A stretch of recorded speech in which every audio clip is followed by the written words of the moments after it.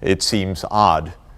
It's not the normal situation in the world to be in extreme poverty. It's the exception now. In fact, it's becoming more and more the exception, thank goodness. Economic growth works. Markets work. Technology does lead to human advance, though if it's used wrong, it can also lead to a lot of problems. But some parts of the world, for complex reasons, have been stuck. And I want to explain a particular view of that I've come to in my 30 years of work on this. It's not a view that was automatic or obvious for me. In fact, generally in my life, until I saw things with my own eyes, I didn't understand them. My imagination wasn't good enough, and economic theory has too many theories, by the way. They're all very clever. And the hardest part about economic theory actually is not making a new theory. It's choosing among the 100 that exist to try to understand which ones are applicable at which times and in which places. And when I saw more and more of the world and saw more and more economic progress and contrasted it with places that were still stuck, that's when I began to develop some of the thinking that I have tried to employ and deploy during this past decade of the Millennium Development Goals. Those are the ideas that I want to share with you this evening. Why I think ending poverty isn't a matter of fate on the one hand. It's not a matter of what economists would call, your differential equation system, which just tells you growth is going to do this and that to you. Or it's not the inevitable result of a market economy, though market economy is necessary and it helps, but it is something that is within our grasp if we're clever about it. And from the point of view of the United States, well, we actually have a couple of paradoxes here. First, we have poverty in our midst that's very serious, and that's a social shame, and it's also unnecessary. And I'll come back to that later because we better reflect about the U.S. reality as well as the world's reality. The kind of poverty I'm talking about, though, is more extreme than the very real poverty that we have in the United States. I'm talking about the poverty that's so extreme that it is a matter of life and death survival for the poor, and where millions of very poor people die every year, not recognized by us, nameless, without headlines, and not even attributed to poverty, but really deaths from poverty, from chronic undernourishment, from lack of access to an 80-cent dose of an anti-malaria medicine, and so forth. That's the kind of poverty that I'm focused on. But the fact of the matter is, I don't want to give away punchlines, but the fact of the matter is, we're not good in our own country at facing our own poverty. And it's not surprising that we're even worse at facing the rest of the world's poverty right now. We've kind of reached in our society a blind spot where we don't understand poverty anymore. We don't want to think about it. Our politicians don't use the terms. If you listen to President Obama or any of his political opponents, all we have in this country is a middle class. We don't even want to mention poverty, and this is a barrier to our clear thinking about these issues. And I want to try to clarify a few things today. So this is the kind of poverty that I see very regularly. This is a place, and I'm going to describe this project in a little bit of detail, one of the Millennium Villages, which I think some of you have probably heard about. These are places within Africa where we're testing the proposition that I'm going to speak about this evening, which is that targeted investments can break free, can help communities to break free from the poverty trap. And this particular community where you see these men digging a hole is in Tigray province, Ethiopia. So it's in the northern province of Ethiopia on the Eritrean border.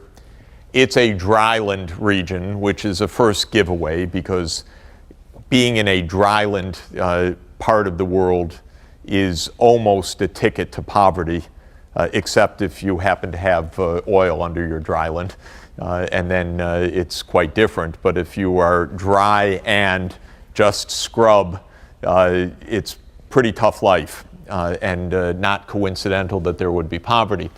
This day really shocked me because we were led out to this area where these men were digging, and I was asked, do you know what they're doing? And I did not know what they were doing, and I didn't know where we were exactly in the village. It turned out that this is a riverbed in the village, but the river has run dry. And it's run dry partly because of climate change, it seems, because the short rains in Tigray province have become shorter or non-existent over the years, in recent years, seeming to be because of long-term climate change, though, of course, it's only after a much longer statistical record that you say you nailed it, but it seems to be climate change. And population growth at the same time, so more and more water taken out of the smaller and smaller trickle upstream. So that by the time you get to this village, there is no water in the dry season for 8 or 9 months out of the year. And the men were digging a hole in the middle of the riverbed to get to the water, and they had hired a pump out of the incredibly scarce resources, and they were going to pump the fields that day. But basically, this is a drought-prone, famine-prone, impoverished community, and the legs are thin and everyone's undernourished, and many hunger months a year. And we are working in this community among many places to try to end extreme poverty through targeted investments. And I have to tell you, when we drove here the first time, you go to the regional capital and then you drive on a tarmac for about an hour. And then we turned off the tarmac into the bush and drove for an hour. I didn't know that was still the road, actually, because it didn't seem to be the road, but there was a little bit of road. And then we turned one more time, and boom, boom, boom, just rock, not even level, and went for another hour. And my colleague sitting next to me, who's a world-famous soil scientist, was looking out desperate because there was no soil. It was sandy. It was rock. And he was just, you could see the sweat. You know, what are we going to do here? And we had given instructions to all of our colleagues around Africa in finding the Millennium Villages. We want hard places. This is to prove the hard stuff, not the easy stuff near the road. And he looked at me and said, this may be a village too far, one village too far. And yet there's a tremendous amount of progress here. What you're seeing here is changing, actually, through proper landscape management and water harvesting at a landscape level, and I'll come back to talk about that in just a few minutes.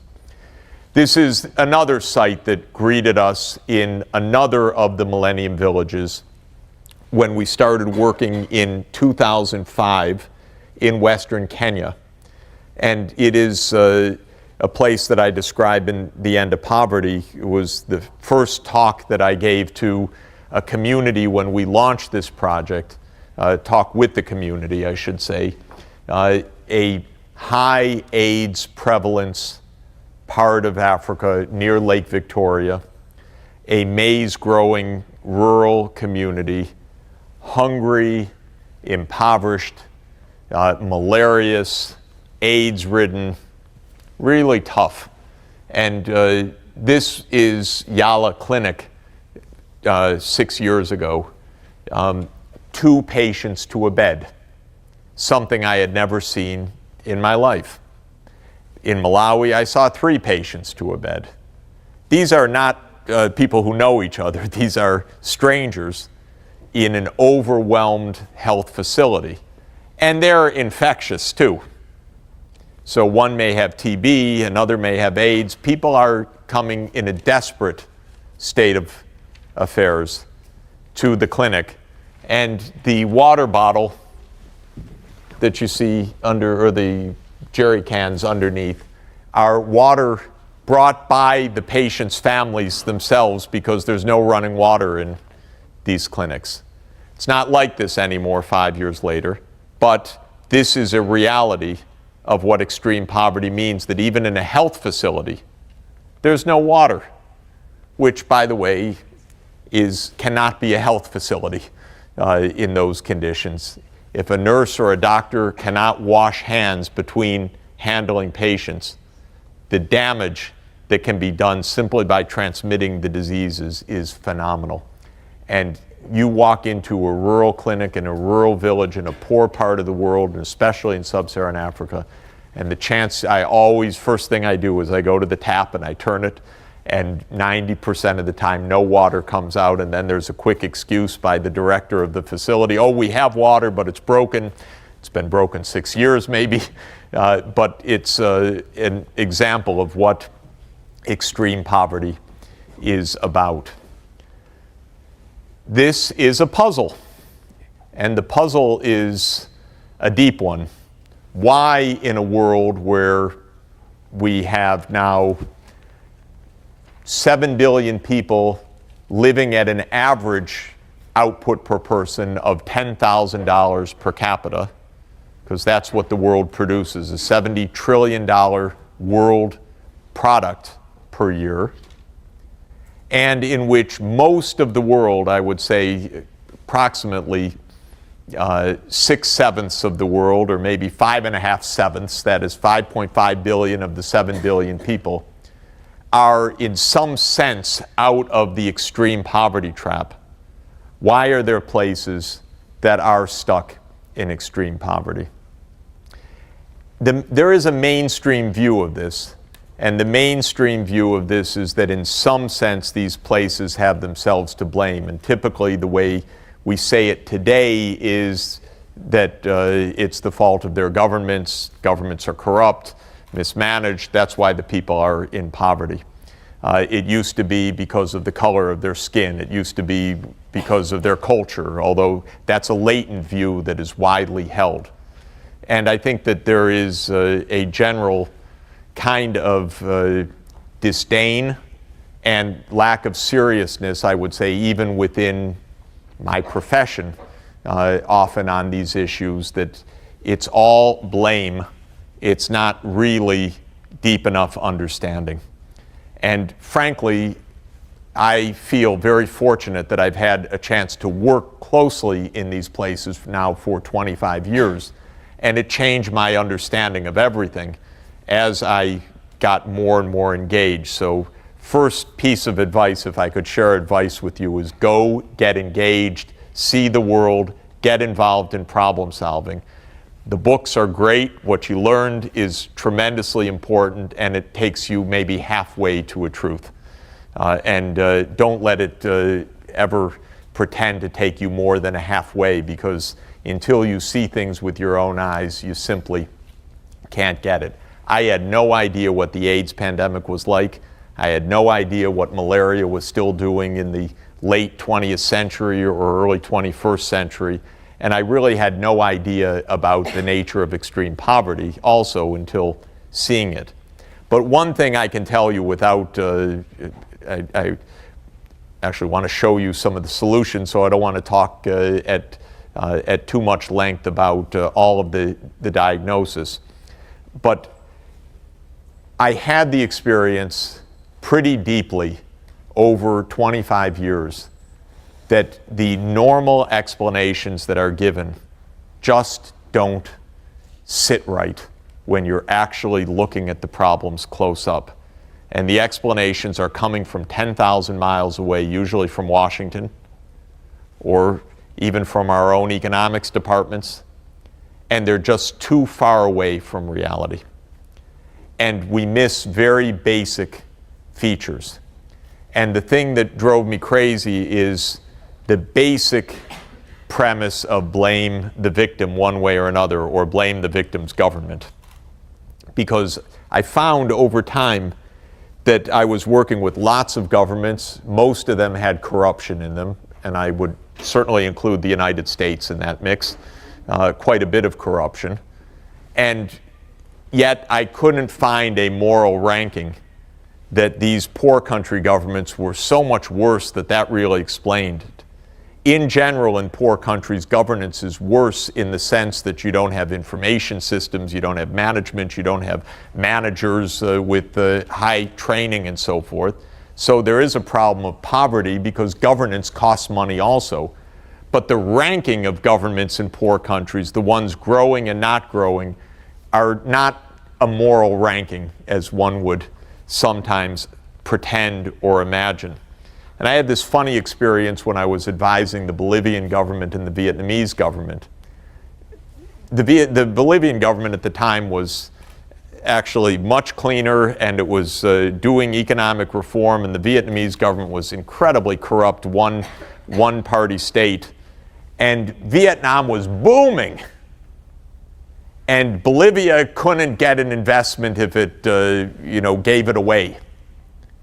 And it wasn't completely a surprise. Bolivia was at 12,000 feet above sea level in the Altiplano, not so easy to get to, among the highest transport costs in the world, not a great place to make television sets or electronics, whereas Vietnam was right there with this marvelous coast where the Taiwanese or the Koreans or the Japanese could make a fortune with low-cost labor in a coastal enterprise near a port in the Asian trade sea lanes for export to the United States. So factory after factory was going up, and the commissars were getting their cut. But it didn't matter. It was highly profitable. So I said, it's not just the ranking of corruption, thank you. It actually matters if you're landlocked high in the Andes Mountains, or if you're coastal near the booming emerging economies, and so on and so on and so on. The main point is pay attention to the realities of the economics. Look at the costs, look at the possibilities, look at the resources. If you're in a dry land and the drought comes every 3 years, it's really tough to have enough food to eat and to have food security. And don't blame that on governance. And if the rains fail more, the only governance that's really failing is our own, because we're creating the climate change that's causing more and more of these crises. So it becomes a little bit more complicated when you get from the blame stage to the problem-solving stage. And when you're assigned the task not of diagnosing the problem only or writing a good paper about it, but actually trying to solve it. And then you say, oh God, but the governance is okay, that can't be the problem. What's happening here? Why? Oh, there's no road, I forgot. Oh, there's no electricity. Oh, there's drought. Now what are we going to do about that? Well, we should build the road. How are we going to pay for that? No money? Why is there no money? Well, because everyone's impoverished. And you start to see that you've got problems that are a little bit more complicated and more engaged. So I came to a view 20 years ago that we had to crack a set of interconnected forces in very poor places that were quite complicated. Poverty trap, I believe, is a useful metaphor. What does it really mean? It means a place that's in extreme impoverishment as its initial condition. Typically, it can hardly stay alive reliably, meaning that infant mortality rates, child mortality rates are high, maternal mortality rates are high, life expectancy is low, undernutrition is rampant, children drop out of school early. It's a lot of the poorest parts of the world, especially in sub-Saharan Africa and South Asia. So saving is low or negative because you can't even survive on your current income, much less save from it. Negative saving means that you're running down your natural capital, for example, your local resources, you're cutting down trees for charcoal, you're depleting soil nutrients, you're mining the groundwater because that's what you use in pumping for your irrigation if you're lucky enough to have that. So the saving isn't even zero, it's negative. And typically there are many forces of disarray. Population growth is very high. Unless there's family planning and contraceptive availability, in a poor place, population fertility rates will be 6 or 7. And that means a population doubling every generation. And that's happening in the poorest countries, already in conditions of environmental distress. Climate change, environmental degradation of deforestation, soil nutrient depletion, land degradation. Inevitably poor governance, but as an outcome, not as a primary cause. You can't govern when you can't tax and you can't pay a proper civil service, you can't pay your judges, you can't pay your police, you can't invest in information systems and so forth. And when you really reach the end of the line, conflict. The probabilities of violence and conflict are vastly higher in poor places than in middle-income places. And this is causal from poverty to conflict. And recent papers have shown, for example, that in very poor areas of Africa, when the rains fail, the probability of onset of conflict rises 3 or 4 or 5 times. And so you have an instrumental variable for the econometricians in the room, and that is the rainfall, that's showing that causation's running from the poverty to the conflict rather than the other way around. Now, my thought has been that the way to break the poverty trap is through investment in a diversified set of high return areas. Infrastructure, roads, power, water and sanitation, internet connectivity, mobile phone connectivity, all crucial for basic business development now. Second, of course, is human capital. And human capital means a safe childbirth, in fact, safe intrauterine development of the fetus, safe childbirth, nutrition, and schooling. And so it's early childhood development, giving a chance for a child to grow to be a productive and a fully developed member of the society. And of course, there is the social capital that needs development, whether it's the trust or the political institutions and so forth. But it is to invest, to build a capital base that is adequate for self-sustaining growth. What does self-sustaining growth mean? Self-sustaining growth means, like most of the world, that you have enough income that you can save, invest in intellectual capital and human capital and physical capital and business capital and infrastructure capital to keep an endogenous growth dynamic going. And that's possible.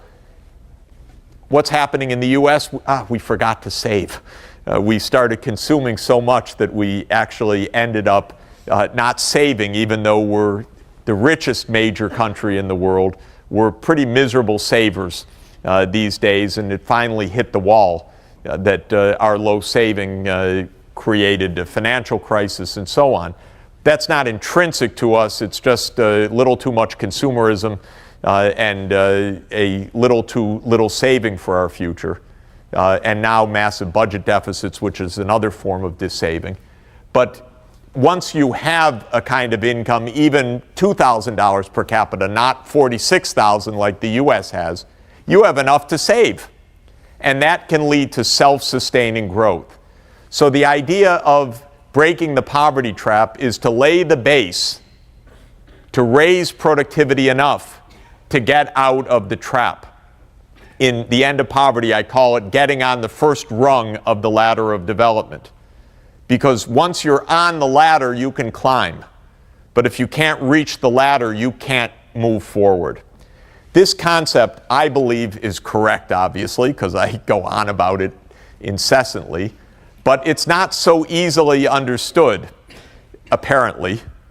Or maybe it's not right, but I think it is. Because I'm constantly asked, well, you know, what about dependency and endless aid and so forth? So you don't get it. The whole purpose of the aid is to get off the dependency. Because if you give development assistance not as a handout of food, that's a bad idea except if somebody's starving. But it's certainly a lousy long-term answer. But if you give the development assistance as investment, and at a sufficient scale to actually reach the threshold where self-sustaining growth can take hold, you end the need for aid. I'm known as someone who loves aid. I detest aid. I want to be done with it.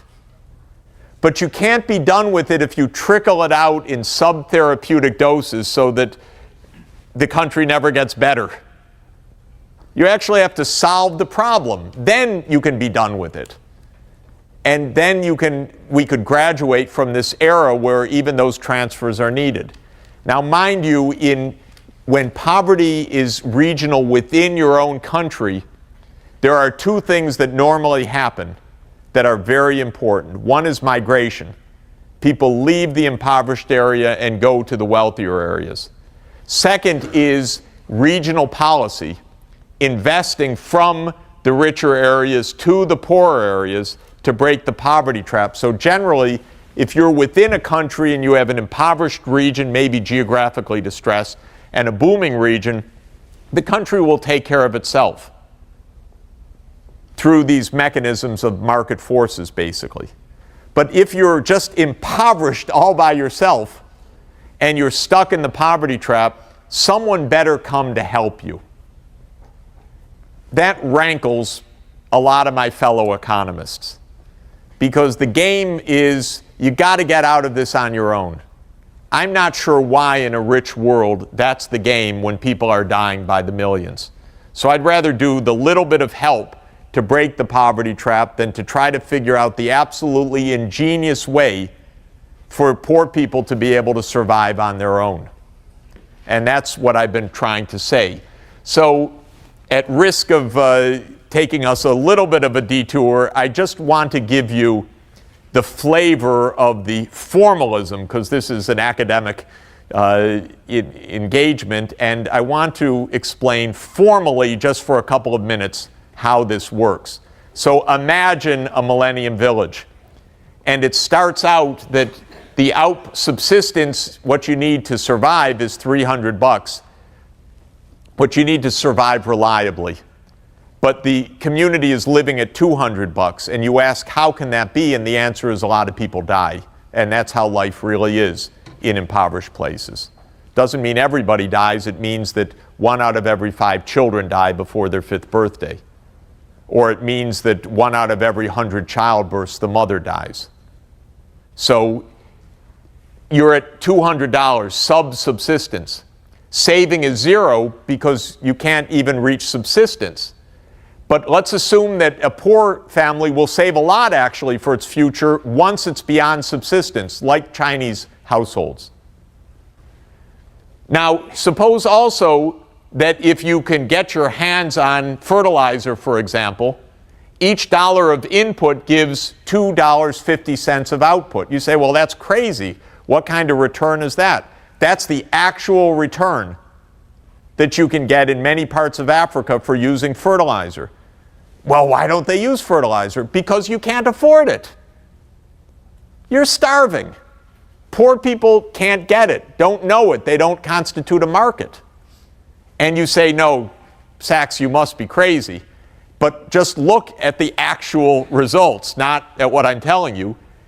Farm families in Africa do not use fertilizer, except in the cash crop plantation areas, because they're too poor.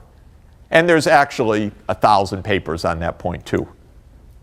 But it's surprising because the returns are quite high, but there's no financing. So, and there's no financing because the contracts are also damn hard to enforce with impoverished people. So if you can save because you're above the $300 threshold, then you devote it to agriculture up to the maximum. And then after that, you devote it to other kinds of capital improvements on your farm. Beyond fertilizer, maybe you buy a cow, maybe you buy chickens, maybe you buy a chicken coop, maybe you do more irrigation and so on. What's the implication of this kind of poverty trap? If no one comes to help you, you remain at $200 per capita forever. You can't buy the fertilizer.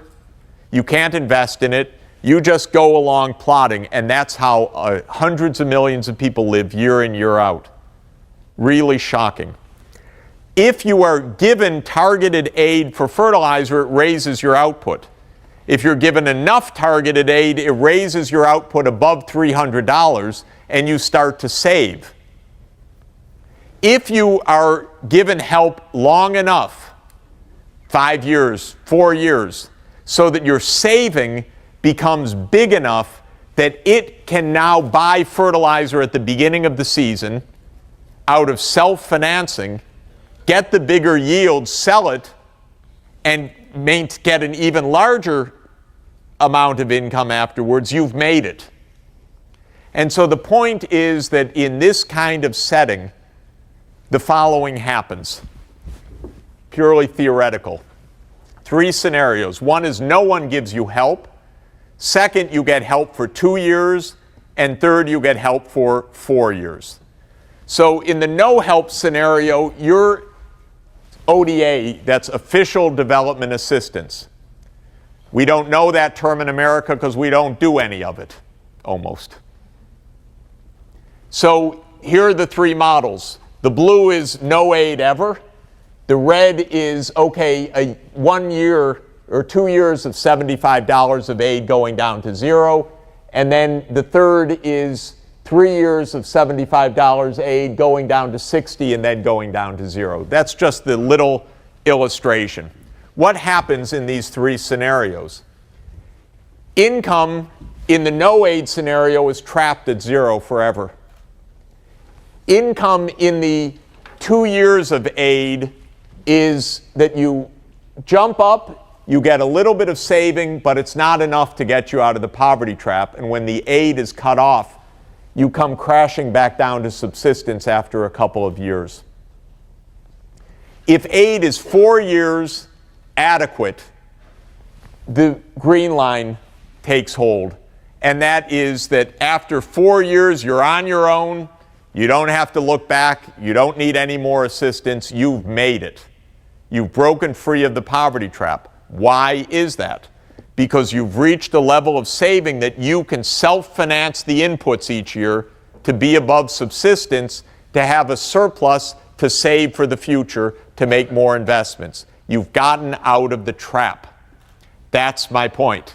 If we do a little bit, but just enough, it can't be too little, because that's like giving a subtherapeutic dose of medicine.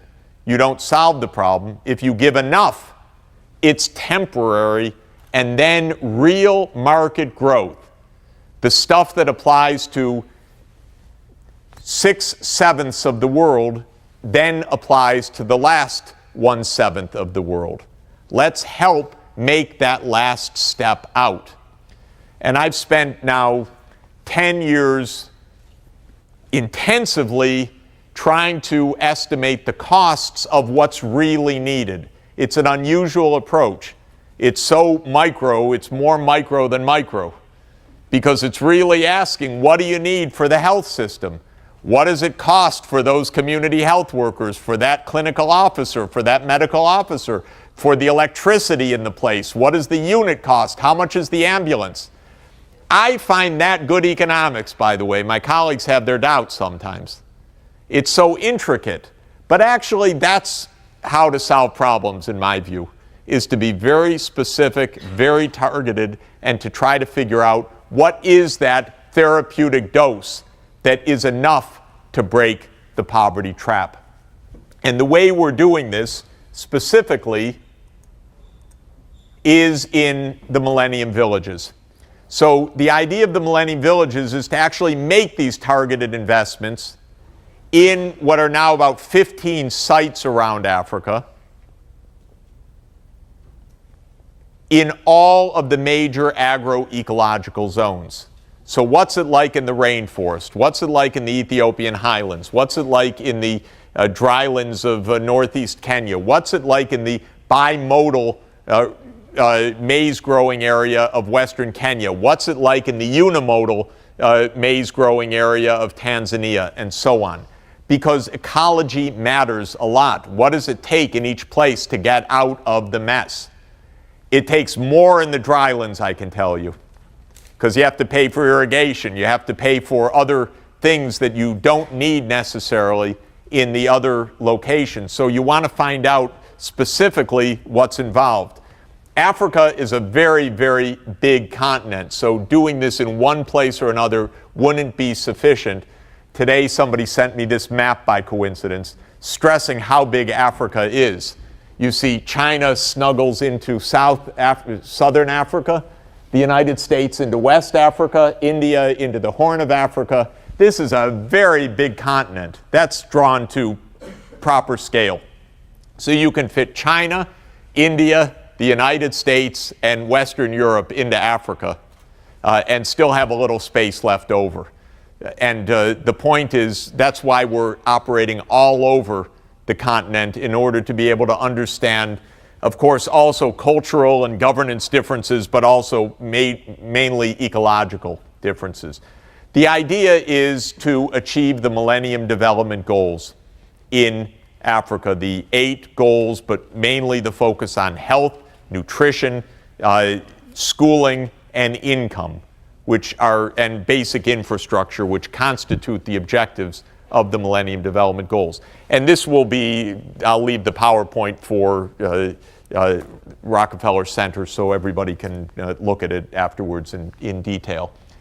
The 5 main interventions are agriculture, health, education, infrastructure, and business development. The idea is to make that base so that a few years of targeted investments can create a capital platform on which self-sustaining growth can take hold. It's actually a 10-year project. The first 5 years are devoted to the most basic systems building. The second 5 years, which are starting now, are devoted to the business investment in agriculture. So we're bringing in loans now rather than grants against the business opportunities.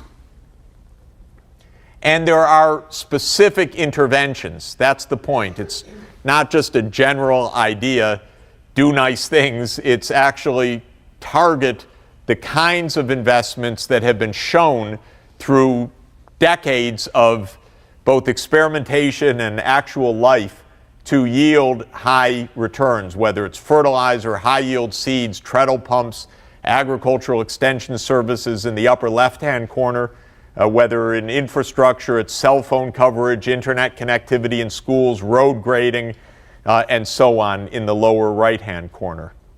That's hard to see, but you'll see it when you look more closely. Again, a list of very specific interventions in the health sector, for example. We have a large health team on the ground. No expatriates actually doing anything. It's all village-based. Though expatriates are part, or not just expatriates, I mean, it's an international advisory group, but it's all locally implemented because the idea is this is for village development on their own. It's not for parachuting in somebody to do something. It's for the communities to find their own way out.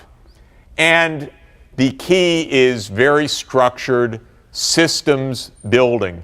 So you think about, in an organized way, what kinds of public investments need to be made to get the roads and the power built, what kinds of investments need to be made to help farmers grow more food, how to build the schools, the classrooms, and get the quality of education improved through internet connectivity, and so on. And so there's a series of timelines in key areas over the first 5 years and a similar kind of series of timelines in the second 5 years. And there's a specific budget.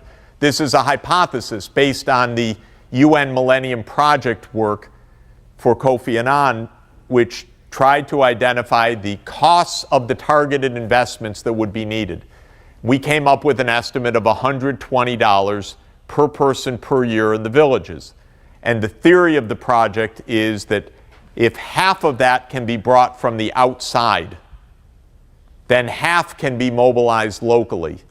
And together, a $120 per person per year investment carried out over 5 years will build the basic capital structure of a self-sustaining community.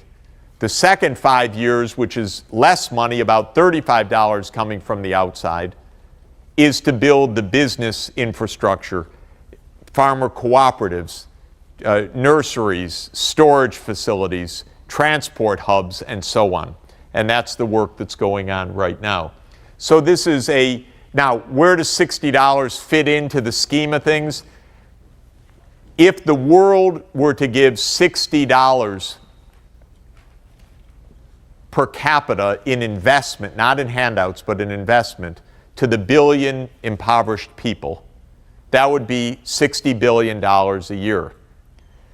The rich world GNP is about $35 trillion to $40 trillion a year, depending on the exchange rate and whether we're having a good year. So 1% of 35 trillion is $350 billion, actually. 60 billion is a tiny fraction of that. It's, you could say, 0.2% of the rich world GNP. And mind you, another way to think about it is 60 billion a year for covering $60 per capita for a billion people. We're spending 100 billion this year in Afghanistan. Bombing people, by the way. Not helping anybody, as far as I can see. So this is a modest amount of money compared to the wealth of the rich world and the kinds of investments that we are making in other ways that I think are less salubrious. That's a hard slide to read. That one's a little easier. This shows, as an example, the change of crop yields. This is the decisive engine of potential growth, or I should say potential engine of growth for rural Africa, is raising agricultural productivity. And there's a great benefit to be had because there's a high return waiting to be taken that isn't taken because capital markets don't work in this impoverished setting.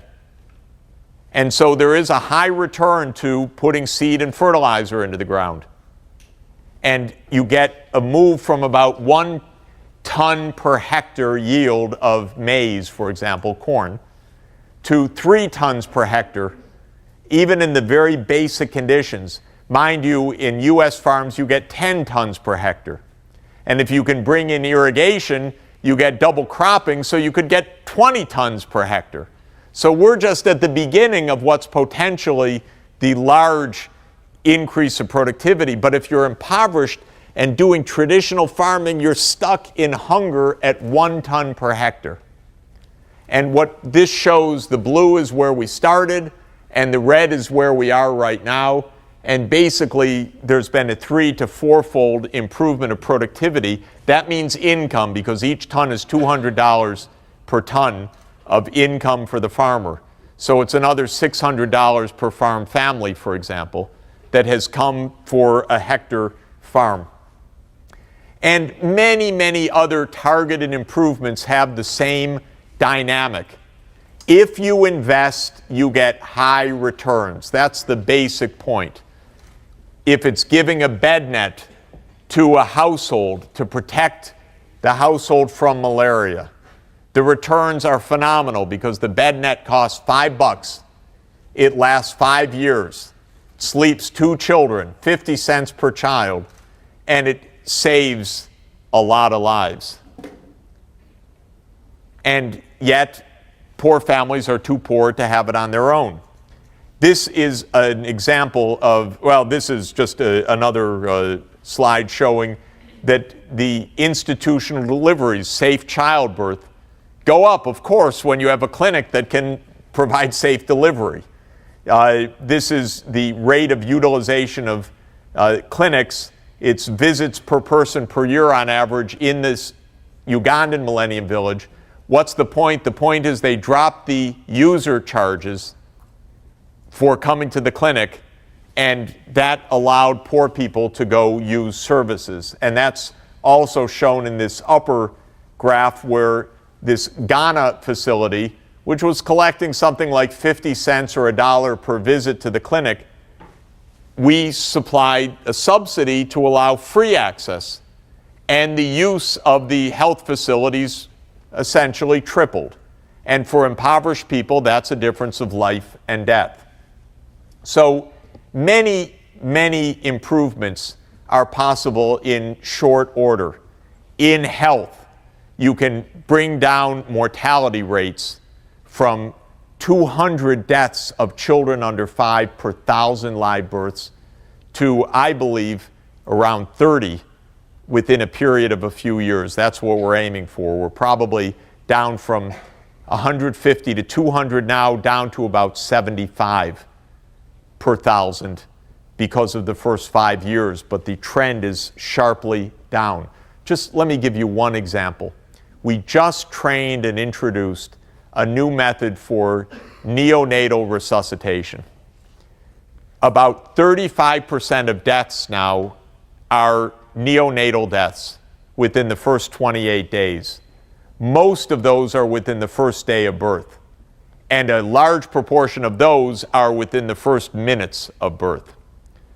Babies sometimes don't start breathing on their own. Turns out a little plastic squeegee and a little bit of training is enough to get a huge rate of neonatal resuscitation. That's all it takes. Clear the airways and a few other protocols. And this is something developed and now being spread by the American Pediatrics Association. And its program is called Helping Babies Breathe. It's not done anywhere.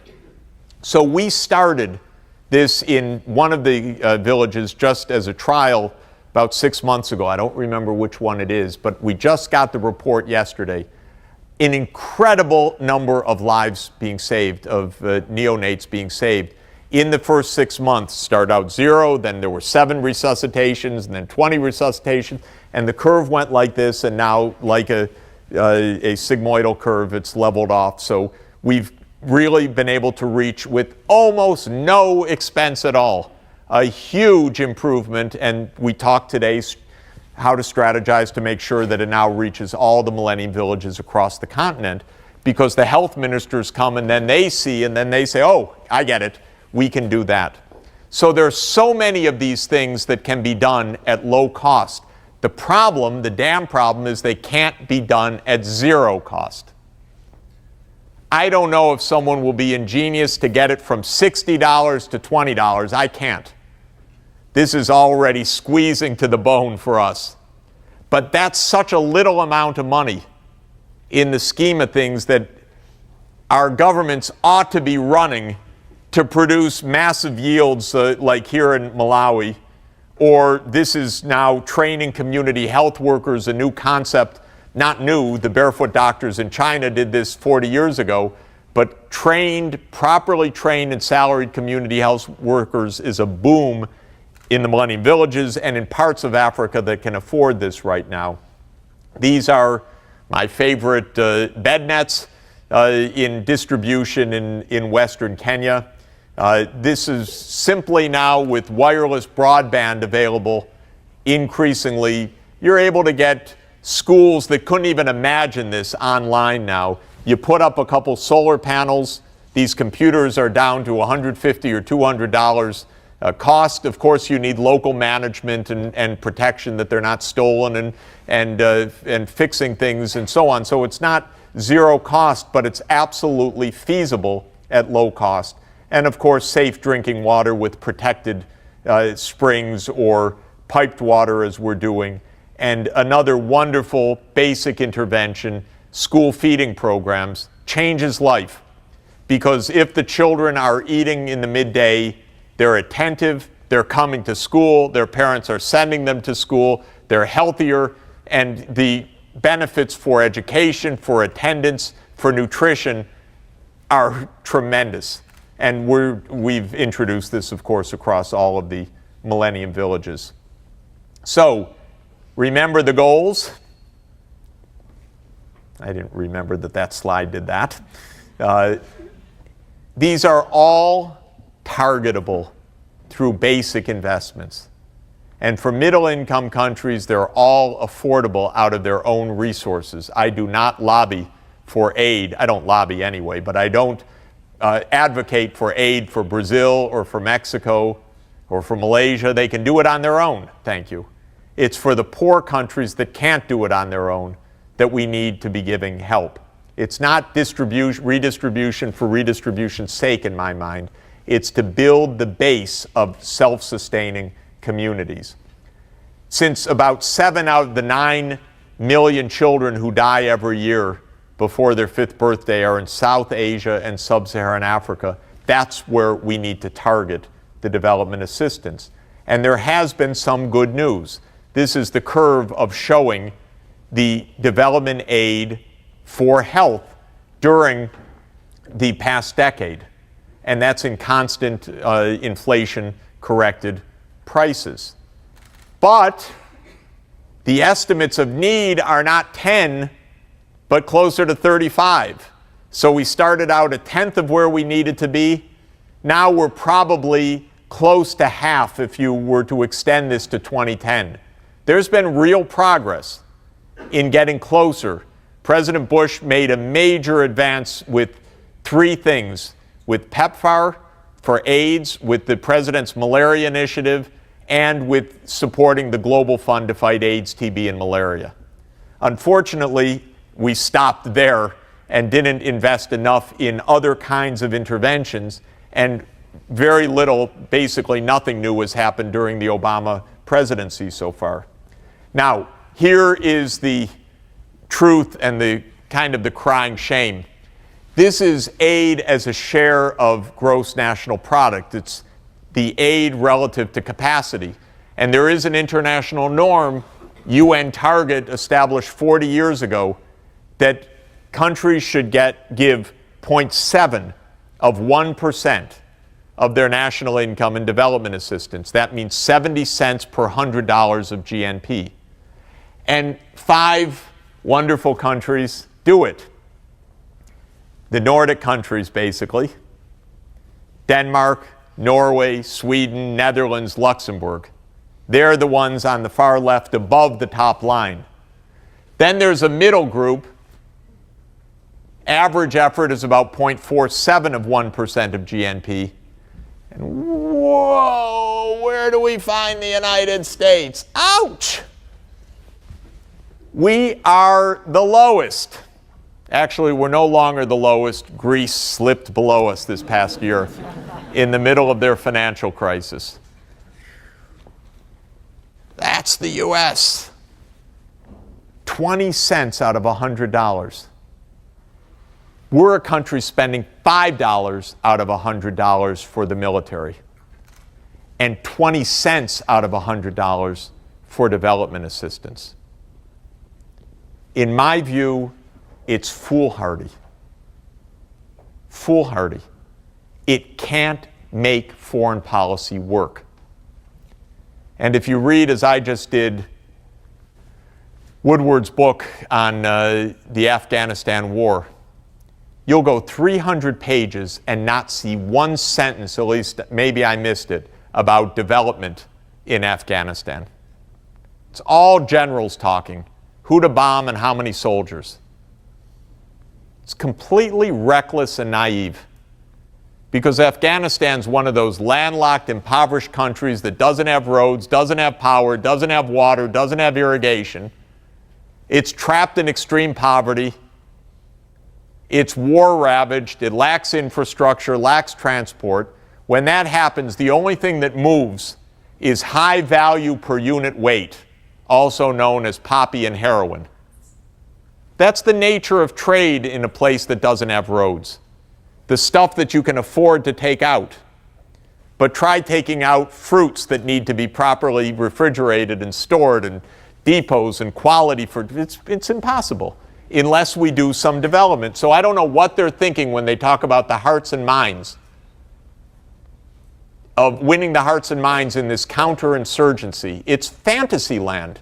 They don't know anything about the hearts and minds of the Afghan people, nor did they even think to ask. And they called that the strategy. And that's $100 billion of our money. And then we turn around and we can't find $1 extra billion for the Global Fund to fight AIDS, TB, and malaria.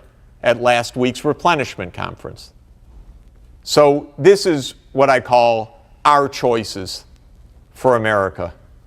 This is how it stands right now.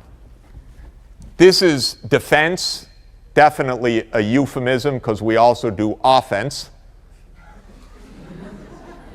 This is development aid, and that's diplomacy. Those are what's called the 3 pillars of U.S. foreign policy. And God, if you are an architect trying to put a roof over those 3 pillars, it's preposterous. So don't let anyone tell you we can't afford it. We can't afford not to do this. This is completely misguided American policy. This is a little out of date because it comes from the end of, well, it does come from the end of poverty. No, I guess it was updated. 2 days Pentagon spending, then it would now be higher. Let's say 700. Yeah, it'd be nearly $4 billion. It's now nearly $2 billion a day. So it'd be $4 billion. All of malaria control for all of Africa for a year is $3 billion. So it's less than 2 days military spending. That's all the bed nets needed for Africa for 5 years. And that's the malaria budget. And that part hasn't changed. So this is really, really messed up. And I have a campaign going to get the Pentagon to take off next Thursday and Friday. Just 2 days, nothing's going to happen. And then we could actually control malaria all through Africa comprehensively, just on that alone. And turns out where we're fighting is impoverished drylands.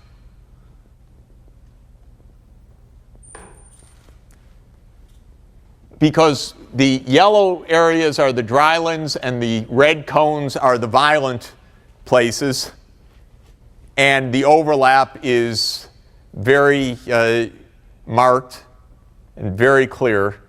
And I can tell you it's no accident.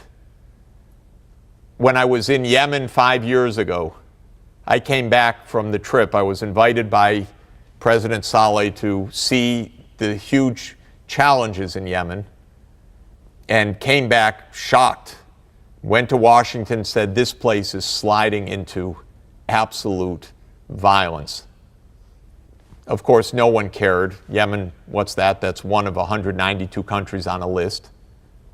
And 5 years later, we've got a massive military effort chasing al-Qaeda all around Yemen, which is another fool's errand, because if we chase them out of Yemen, they'll go someplace else. If you want to secure a place to be safe, it has to have basic governance and it has to have a basic means of life. And Yemen already 5 years ago clearly didn't. Somalia doesn't. The drylands in the Horn of Africa do not. Afghanistan does not. And yet we pose these problems as military problems, not as development problems. We're just not good at thinking this through right now.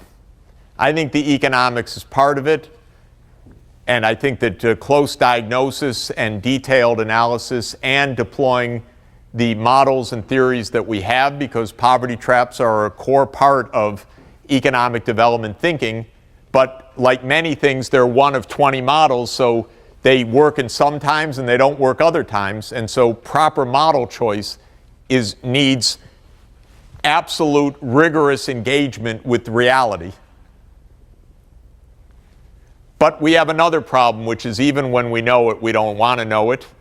We don't want to face it. We're missing a lot of truths in our own country right now. We haven't saved for years. We borrowed like crazy. As soon as we stopped borrowing, we started borrowing again through stimulus. Wrong idea, in my opinion, after you have overconsumed for 20 years. To just amplify that through budget deficits didn't make sense to me. because we're not thinking for the longer term. And we're not investing for the longer term right now. And economic progress depends fundamentally on saving and investment.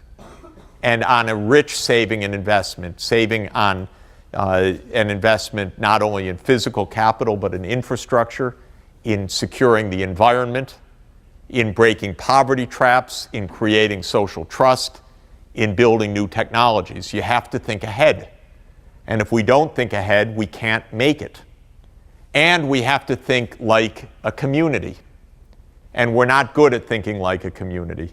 Our country almost doesn't have a society right now. It's just pulling itself apart. Anti-immigrant, racial divisions again. It's quite striking and shocking. And it's all being, I think, amplified by a lot of propaganda, by a lot of high-income campaign contributors and corporations who just want nothing except their taxes cut. Damn the future, damn the country, damn the budget. They just want their taxes low, and everybody else can be damned. And it's a disaster. And at a global level, we're, of course, sliding into more hate. Now, China's our bugaboo. That's going to be with us for a while because they're going to keep gaining on us, believe me. But that's okay. That's progress if we treat it right. It's only neurosis and angst if we misunderstand it. And we're not good at that, and we're not good at understanding the nature of society. The places where I'm working, I want to tell you, they're racially different, ethnically different, religious difference, everything.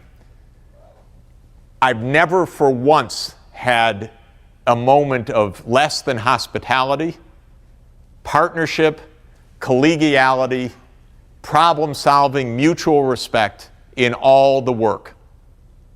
It transcends every line because once you get down to business of working together, it's just a pleasure, first of all. It's exciting, it's exhilarating, and all of these divisions of Muslim this and Christian that and so forth are meaningless, and they go away immediately, actually. And we're just not good at understanding that either. And if we took a different approach, so many of these problems would melt away. Not everyone, and I'm not saying to dissolve the army and that we don't need defense. I'm saying pay attention to human beings on the other side. Because they want their children to survive. They want their children to be in school. They want to have water that isn't going to kill them with pathogens.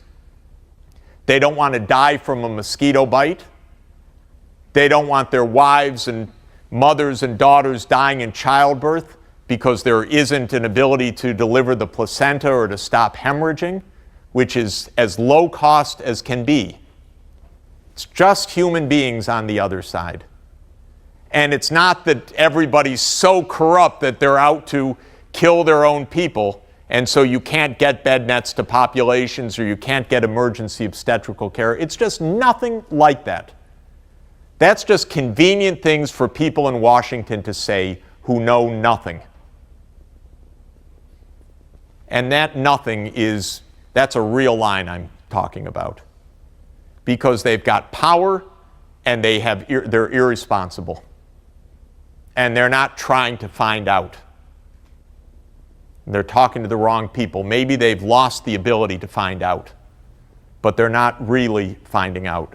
So we need a global ethic to understand that we have a united society. And I just about always close by pointing out maybe a deep tang of my upbringing. John Kennedy, who in 1963 used the philosophy of a common approach to solve the greatest problem of his era, and that was to put some brake on the madness of the nuclear arms race that had almost led to complete destruction in the October 1962 missile crisis. And Kennedy said, "This is madness. It's actually people on both sides, and we've got to find a way back from the brink. And his last year of presidency before he was assassinated, in my view, was the finest year of an American president's leadership certainly in the post-war world, because he campaigned for peace. And he gave a great speech in June 1963 called the Peace Speech. Now, it was the American University Commencement Address, June 10, 1963. It's online. You should listen to it. It's absolutely beautiful. It's magnificent. And it was a speech about making peace with the Soviet Union. And I love it because it would be as hard as, Obama talking about making peace with our biggest enemies right now. And Kennedy was scared politically. He didn't even show it to many of his advisors because he thought they would stop him from making the speech. But it wasn't a speech telling the Soviets, you do this, you do this, you do this, you do this, and then we can have peace. It was a speech telling the Americans, we got to rethink what we're doing because our attitudes are as essential as their attitudes if we're going to have peace. Absolutely a remarkable insight. Crucial. It's called empathy. And we don't have it very often.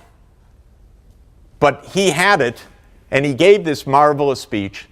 And when he gave it, Khrushchev heard it, said that is the finest speech by an American president since FDR, was exactly what Khrushchev told Averell Harriman, the U.S. envoy in Moscow. And 5 weeks later, they signed the Partial Nuclear Test Ban Treaty, which was the first stop of the Cold War escalation. And I think it changed the direction of history. And it was an act of ethical imagination, in my opinion, as much as statecraft. It was ethics, because ethics is basically elaborated empathy. It's the ability to see things through somebody else's eyes and take seriously the implications of that.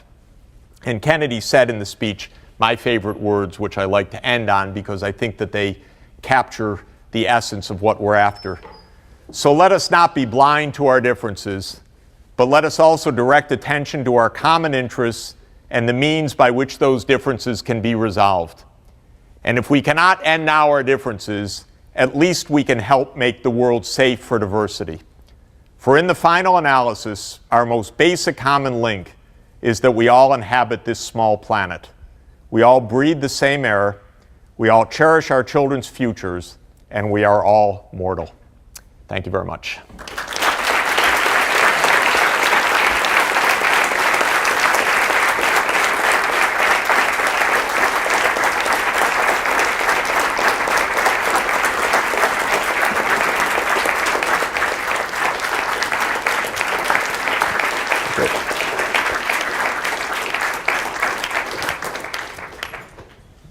I filibustered a long time, and you were very, very patient. Why don't we take a few questions or comments? By the way, I welcome comments as much as questions, as long as they're relatively brief. If there are questions, please. I was wondering how much. Sorry. We have roving mics. Why don't we start here, and then a mic will come to you next. Yeah. Thank you so much. My name's Kate Pekoski. I'm the volunteer coordinator here at the Tucker Foundation. You spoke a lot about agricultural investments and investing in high input agriculture. And I wonder how you respond. I imagine you've received criticisms from people that champion sustainable agriculture. And how do you respond to them when they say high input agriculture not only is an ecological degradation of some sorts, and how do you respond when they talk about kind of the cyclical trap of investing in high yield seeds and fertilizers when you're kind of indebted to a Monsanto, for example, for so long? I would love to hear you speak about that. Yeah. So basically, everything has its proportions, and being at 1 ton per hectare where Africa is, which is the ultimate organic farming, if I could put it that way, because it's not high productivity organic farming, but it's all organic because there's no chemical fertilizer used, has left a continent in the deepest hunger. All the rest of the world uses chemical fertilizers because there's a basic budget of nitrogen that is fundamental for life, for us, and for the plants. And the basic budget is that if the nitrogen is not adequate in the soil, the plant can't grow. And if the plant can't grow, of course, you get a hungry population. And think about it that most soils in nature start out with an adequate level of nitrogen, but then each crop you take takes the nitrogen out. It has to be replenished. There are basically two kinds of replenishment. One is inorganic fertilizer, and the other is organics, compost, and so forth. Both can do because it's the same nitrogen. The yield from organic is much lower if you take into account all the land you need to get either the composting, the green crop, or the manure of the animal that you've been feeding to provide the manure. If you graze a cow in a nitrogen deficient area in Africa, by the way, its manure is nitrogen deficient also, by the way, so you don't get very much fertilizer out of it. So there is a basic nitrogen budget. It's also the case, not well understood, that if you put compost and green manure and so forth in a heavy investment in organic farming, you get nitrogen runoff the same way, even more. So the eutrophication problems and the nitrates and so forth, this isn't just from chemical fertilizer. It is actually from organics as well. We have a basic problem, which is that 7 billion people is really a tough load to feed on the planet. And the only way we're even coming close to doing it right now, and actually you could say, ironically, the only way we got to 7 billion also, is by the discovery of fixing atmospheric nitrogen in urea-based fertilizer, which happened around 1910. That brought us to where we are today. If you don't replenish the soils in Africa, you can't escape from poverty, from hunger, and from disease. So you need to get massive amounts of nitrogen in the soil. The chemical fertilizer approach, by the way, has to be combined with organics anyway. You have to leave crop residues and build up a natural carbon richness in the soil as part of good farming, period. But you can't do it without that dosing of chemical fertilizer. What's important to understand, though, also, is that if you start in a nitrogen-deficient environment, adding nitrogen at the doses we're doing, say 50 kilo or 100 kilo per hectare, is not an overload.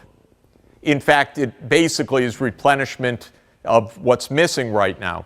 If you do it with micro-dosing and techniques, you use a little Coke bottle cap and put it into each seed hole, you can actually get more for the minimum. You get a big response and you get less runoff and so forth. So that's also good farm practices are important.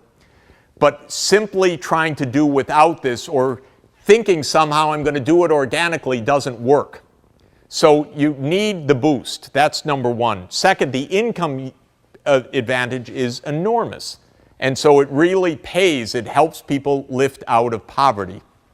Third, it's not pesticides and long-lasting herbicides and other chemicals. We're not doing that, by the way. We're using integrated pest management in organic approaches because the management of those chemicals is quite dangerous and it leads to a lot of toxicity for the farmers. That's completely different from a diammonium phosphate fertilizer, for example, or a bag of urea. So there's make a big difference between the pesticides, especially the persistent pesticides, and fertilizer, totally different in their ecological consequences. Finally is the seed issue.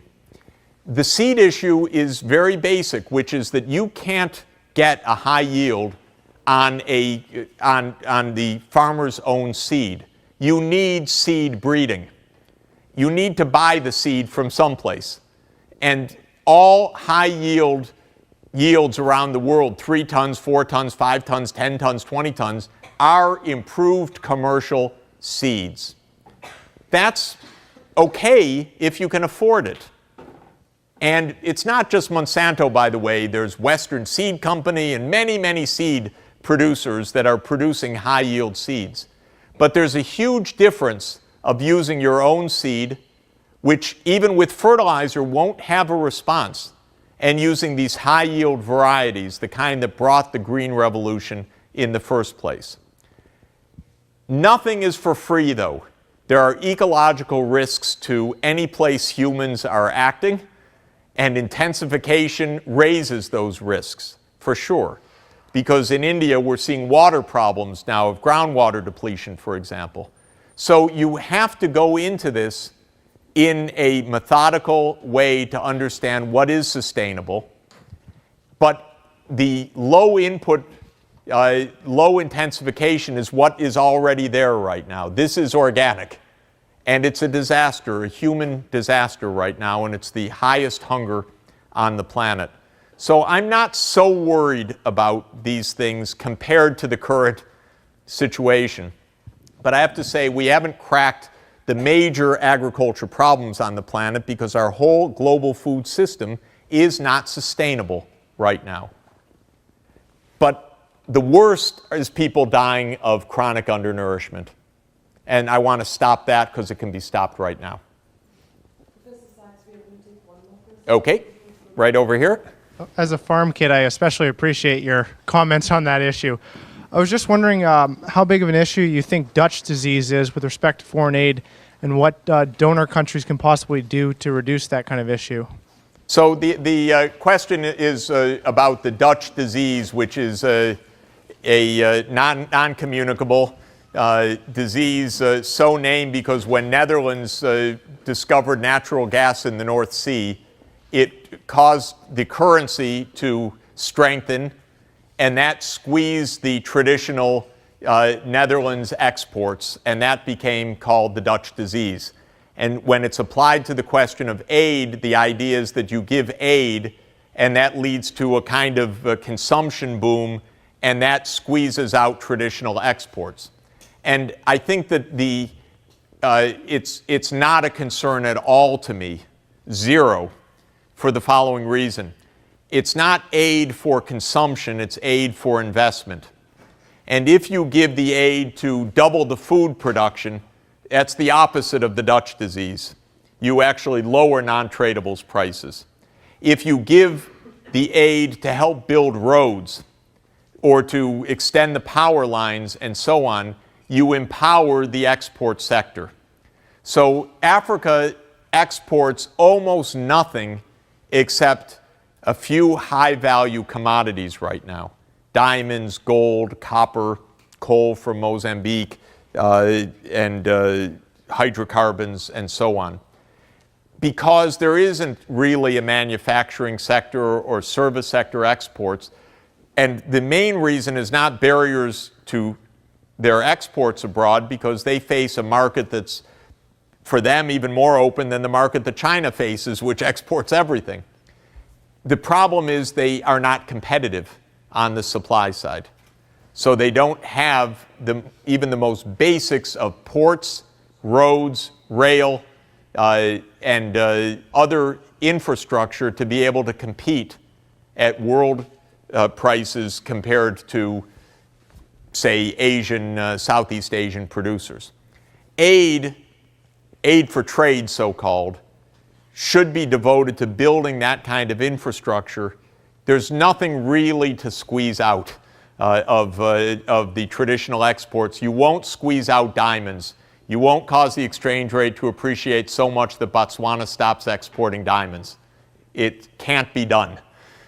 There is no exchange rate that will stop ExxonMobil from knocking down as many trees into the rainforest to get to the oil reserve, believe me.